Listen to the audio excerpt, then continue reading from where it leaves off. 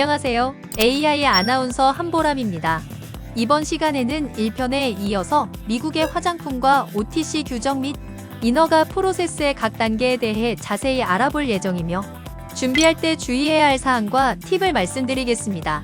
그 전에 지난 시간에 배운 내용을 복습해 보겠습니다. 미국은 세계 1위의 화장품 시장 규모를 차지하고 있습니다. 최근 클린 뷰티와 같은 지속 가능성과 친환경 관련 제품이 인기를 얻고 있으며 뷰티테크를 도입한 마케팅이 활발히 진행되고 있는데요. 관련 규정으로 연방식품, 의약품 및 화장품법인 FD&C 액트가 있지만 최근 화장품 현대화법인 모크라가 새로 제정되었고 새로운 요구사항이 생길 예정이라 지속적인 관심이 필요한 상황입니다. 또 한국에서 화장품으로 분류되는 제품이 미국에서는 약품인 OTC로 취급될 수 있는데요. 화장품과 OTC는 제품의 특성과 등록 절차의 차이가 있으므로 이 점을 잘 숙지하고 있어야 합니다.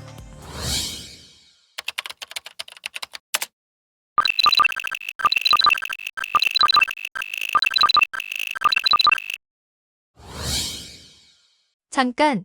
미국의 화장품 등록 절차에 대해 알아보기 전에 주의사항이 있습니다. 원래 미국의 화장품 등록은 VCRP 프로그램을 통해 자발적으로 이루어졌지만 지난 시간 말씀드린 모크라 제정 이후부터는 필수사항으로 변경될 예정입니다. 또 모크라의 각 세부사항에 대한 시행 일자는 일부 정해졌지만 모크라 이후 제품 및 시설 등록 시스템은 아직 마련되지 않은 상태입니다. 현재까지의 동향으로 볼 때 기존 VCRP와 요구되는 정보가 크게 차이가 나지 않을 것으로 예상되지만 아직은 확신할 수 없는 상황입니다. 화장품 등록 절차는 기본적으로 6단계로 나누어 설명할 수 있습니다. 먼저 수출하고자 하는 제품이 미국의 화장품 정예 및 분류에 따라 화장품에 해당하는지 먼저 확인을 합니다. 한국과는 다르게 해당 제품이 일반적인 화장품이 아닌 OTC로 분류되는 경우가 생길 수 있기 때문입니다. 그 다음 계정을 생성합니다. 그리고 기업 정보와 제품 전성분 정보를 입력합니다. 모든 정보를 제출하면 화장품 등록이 완료되고 제품의 수출과 사후 관리를 진행하시면 됩니다. 한편 모크라 이후에는 별도의 모크라 플랫폼 계정을 생성해야 할 것으로 예상됩니다. 이제 화장품 등록 절차 중 기업 정보와 전성분 정보 입력에 대해 알아볼 텐데요. 얼마 전까지 운영되었던 VCRP를 기준으로 자세히 말씀드리겠습니다. 화장품 기업 정보 입력은 FDA 폼 2511 양식에 맞춰 진행했습니다. 주요 내용인 입력 유형, 업종 등 기업 정보, 대표자 정보에 대해 입력하면 됩니다. 제품 전성분 정보 입력은 FDA 폼 2512와 2512A 양식에 맞추는데요. 2512의 경우에는 입력 유형, 업종 및 기업 정보, 제품과 대표자 정보를 기재합니다. 2512A 양식에는 입력 유형과 제품 전성분에 관해 쓰면 됩니다. 보신 것처럼 미국 FDA에서 화장품 관련 정보를 관리하고 등록하는 데에는 이 양식들이 사용되고 있는데요. 이것이 기존 화장품 등록 시스템인 VCRP이며 모크라를 바탕으로 곧 새로운 플랫폼과 등록 시스템이 마련될 예정이라고 합니다. 새로운 플랫폼에서도 완전하고 정확하게 입력하여 불필요한 지연이나 오류를 방지하는 것이 중요합니다.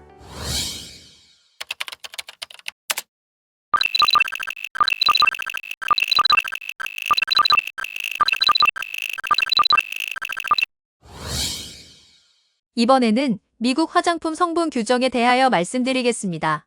미국 FDA는 화장품에 사용되는 성분에 대한 사전 승인 절차를 실시하지 않습니다. 그러나 규정상 사용금지 성분과 제한 성분이 있고 이 성분들은 화장품에 사용할 수 없습니다. 하지만 한국, 중국, EU 등의 규정에 비해 미국 FDA에 등재된 규제의 성분수가 적다는 점에 주의해야 합니다.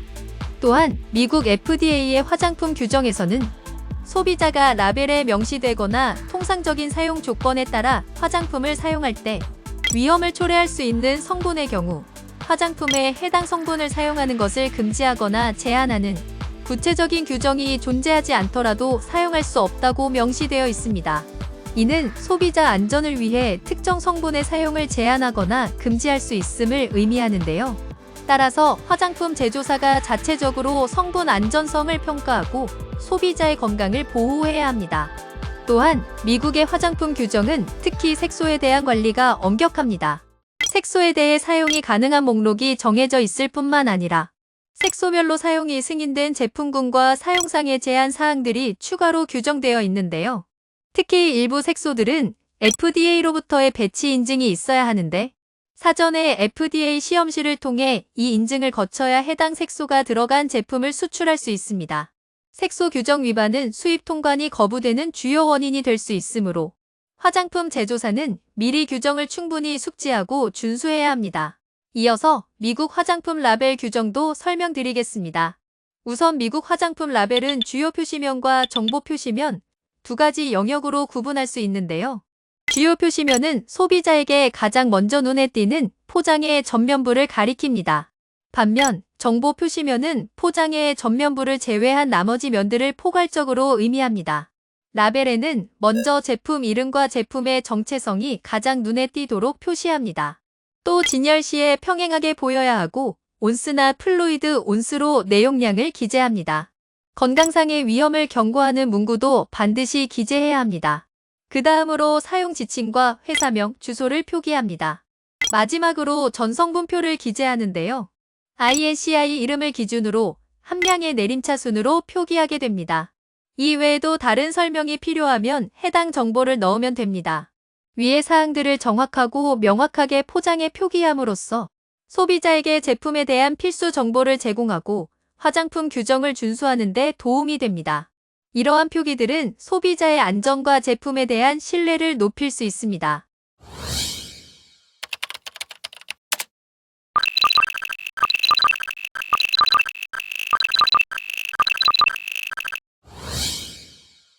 OTC 등록 절차는 화장품 등록 절차보다 더 길고 요구되는 것이 많은데요. 첫 번째로 미국 현지 대리인을 선임하는 것이 좋습니다. OTC 제품은 이슈사항이 발생하기 쉽기 때문인데요. FDA와의 소통을 대행하고 시장에 제품을 도입하고 유지하는 데 지원을 해주는 것이 바로 에이전트의 역할입니다. 두 번째, 제품이 미국 시장으로 나가기 전에 FDA의 승인 및 요구사항을 충족하는지 확인해야 합니다. 이는 제품의 안전성과 효능을 보장하고 소비자의 건강을 보호함으로써 신뢰성과 직결된다고 할 수 있습니다. 세 번째, FDA가 직접 현장 실사를 수행합니다. OTC 제조업체가 GMP와 같은 기준을 준수하는지 확인하기 위해서입니다. 마지막으로 시설 및 의약품의 등록 갱신입니다. 보통 10월 1일에서 12월 31일까지 이 기간 내에 갱신 절차를 완료해야 하고 매년마다 갱신해야 합니다. 이러한 요구사항들을 준수하면서 OTC 제품 등록을 진행하게 되는데요. 먼저 수출하고자 하는 제품이 OTC에 해당하는지 확인합니다. 그 다음 상기한 미국 현지 대리인을 선임하고 전성분과 포장 아트워크 등의 제품 정보가 규정에 부합하는지 검토합니다. 이후 FDA에서 요구하는 행정 절차를 진행해야 합니다. 그리고 시설 등록, NDC 라벨러 코드 요청까지 완료해야 의약품 등록이 가능한데요. 각 행정 절차에 대한 세부 사항을 좀 더 자세히 알아보겠습니다. 먼저 시설 등록입니다. 시설 등록은 의약품 또는 의료기기를 생산, 가공, 포장, 저장 또는 유통하는 시설을 FDA에 등록하는 절차이며 가장 먼저 진행해야 합니다. 또한 시설 등록은 주기적으로 갱신해야 하며 제조, 포장 등 관련된 시설들은 미국 FDA의 규정을 준수해야 합니다. 해외 시설의 경우 앞서 말씀드렸던 FDA와의 의사소통을 담당하는 US 에이전트를 선임하여 미국 내 수입업자의 정보를 보고하여야 합니다. 시설 등록을 위해 필요한 정보는 DUNS 번호, 주소 및 연락처 정보, 비즈니스 운영 및 운영 자격 정보, US 에이전트와 수입업자 정보가 있습니다. 여기서 DUNS 번호에 대해 아시나요? DUNS 번호는 던 앤 브래드스트릿 회사에서 부여하는 고유한 9자리 숫자로 미국 내에서 전 세계 기업을 식별하는 데 사용되는 일종의 국제 사업자 등록 번호입니다. FDA에서는 의약품 제조업체 시설 정보를 수집하고 검증하기 위해 던 앤 브래드스트릿 시스템상이 DUNS 번호와 대조하여 제출된 정보를 검증합니다. 기존에 이미 할당된 DUNS 번호가 있는 경우에는 해당 번호를 사용하여 시설 정보를 업데이트하거나 추가 정보를 제출할 수 있습니다. 그러나 만약 시설이 기존에 할당된 DUNS 번호가 없는 경우 해당 기업은 먼저 던 앤 브래드스트릿의 기업 정보를 제출해야 하는데요. 기업의 상호, 주소지, 연락처 등의 정보를 등록하고 DUNS 번호를 발급받을 수 있습니다. 이후에 FDA 등의 정부 기관과 상호작용하고 규정을 준수하기 위해 DUNS 번호를 활용할 수 있게 됩니다. 또 기업들이 글로벌 비즈니스에서 다른 기업들과 상호작용할 수 있는 식별 체계로서 널리 사용됩니다. 다음 절차인 NDC 라벨러 코드 요청 과정에 대하여 말씀드리겠습니다. 먼저 라벨러 코드는 국가의약품 코드를 생성하기 위해 FDA로부터 부여받는 고유한 코드 번호입니다. NDC 라벨러 코드 요청 과정은 라벨러 코드를 요청하고 제품에 NDC 코드를 부여받는 과정입니다. 이 코드는 의약품 제조업체, 유통업체 등에서 사용되며 제품들을 구분하고 추적하기 위해 필요한데요. 수출 이전에 발급받아놔야 합니다. 해외 제조소의 경우에는 해당 제조소의 미국 대리인 정보를 FDA에 제출해야 합니다. 또 라벨러 코드를 얻기 위해서는 FDA 일렉트로닉 서브미션 포탈에 접속한 후 라벨러 코드 SPL 문서를 FDA에 제출해야 하는데요. 이 문서에는 위에서 언급한 미국 대리인 정보와 함께 DUNS 번호, 연락처, 주소, 운영 및 운영 자격과 같은 시설 정보, 수입업자의 정보가 포함되어야 합니다. FDA는 이 정보를 검토하여 라벨러 코드를 부여하며 이 코드가 부여되어야 OTC를 미국 시장에 도입하고 판매할 수 있다고 하네요. 이제 해당 제품의 의약품 등록을 진행할 수 있습니다. 의약품 등록은 미국 FDA에 제출하는 중요한 순서로서 미국 시장에 제품을 판매하는 데 필수적인 마지막 절차인데요. FDA의 CEDR 다이렉트의 일렉트로닉 서브미션 포탈을 이용해 등록에 필요한 주요 정보로는 NDC 코드 번호, 제품명, 제형, 투여 방법, 전성분이 포함해 작성해야 합니다. 또한 포장과 제조업체, 라벨링에 대해서도 등록해야 합니다. 의약품 등록 후 해당 정보는 FDA의 데일리 메드 또는 내셔널 드러그 코드 디렉토리 웹사이트와 같은 공개적인 데이터베이스에 등록되는데요. 이를 통해 의약품 사용자 및 관련 기관들은 필요한 정보를 쉽게 조회하고 접근할 수 있습니다. 공개된 정보는 소비자와 의료 전문가들이 의약품에 대한 확실한 정보를 얻을 수 있도록 도와줍니다.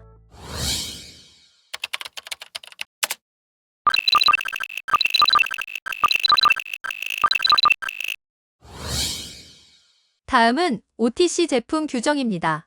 화장품처럼 OTC에도 까다로운 규정이 있는데요. 이를 OTC 모노그래프라고 합니다. 모노그래프는 여드름, 자외선 차단 등 효능 효과에 따라 여러 가지가 있으며 각 모노그래프에는 두 가지 내용이 있습니다. 첫 번째로 활성 성분과 관련된 내용입니다. 모노그래프에는 OTC 제품에 사용할 수 있는 활성 성분과 그 함량, 그리고 활성 성분들의 조합이 명시되어 있습니다. 이에 벗어나는 제품은 신약 등록을 진행해야 합니다. 두 번째는 드러그 팩트 라벨링입니다. OTC 제품은 화장품 라벨링에 더해서 FDA에서 요구하는 대로 의약품에 대한 정보를 드러그 팩트 라벨에 별도로 표기해야 합니다. 드러그 팩트 라벨에는 활성 성분, 효능 용도, 지시사항, 경고문구, 비활성 성분이 기재되어야 하고 보관 조건처럼 제품 사용에 있어 필요한 추가 정보를 표기할 수 있습니다. 특정 제품군이나 활성 성분의 경우 모노그래프에 따라 별도로 추가 표기가 요구될 수 있으며 FDA의 규정을 준수하여 정확하고 명확한 정보를 드러그 팩트 라벨에 표기해야 합니다. 이러한 라벨링은 소비자들에게 제품에 대한 이해와 사용 방법을 안내하는 데 큰 도움이 됩니다.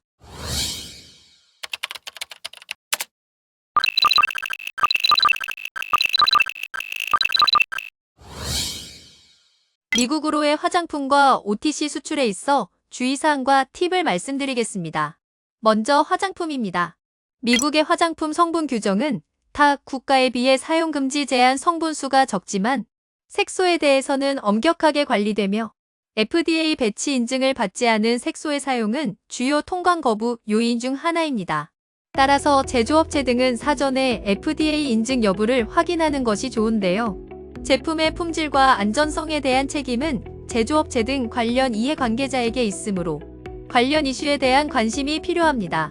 화장품으로 등록을 진행할 때의 라벨링 규정은 화장품이 미국 현지에서 OTC로 오인되어 불이익을 받지 않도록 사전에 마케팅 문구를 검토해야 하는데요.